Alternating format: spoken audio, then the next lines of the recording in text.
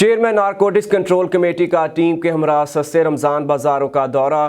انہوں نے سستے رمضان بازار میں دستیاب کی گئی روزمرہ استعمال کی اشیاء کا سستے داموں فراہمی کا جائزہ لیا اور نشے سے بچنے کے لیے عوامی شعور کے لیے پمفلٹ تقسیم کیے۔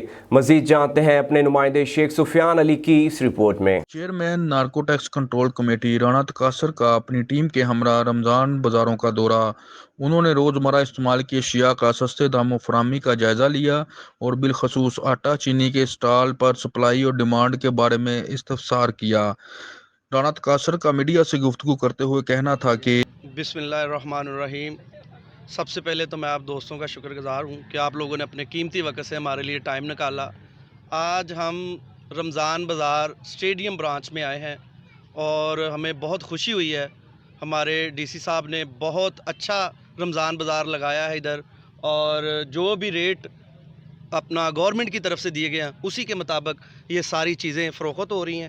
اور سب سے اچھی بات یہ ہے کہ کوئی رش نہیں ہے، ایس او پیز کا بھی خیال رکھا جا رہا ہے، سب لوگوں کو ماسک دیے جا رہے ہیں اور سینیٹائزر بھی دیا انہوں نے۔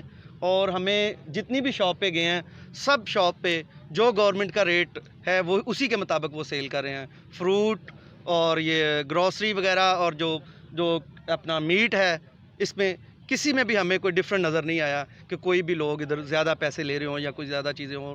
بہت ایک عمدہ سا ہے ادھر، سارے چیزیں بہت اچھے طریقے سے انہوں نے مینج کی ہیں۔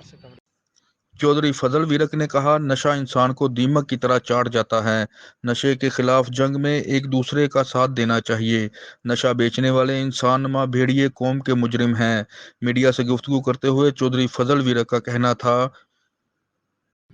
بسم اللہ الرحمن الرحیم۔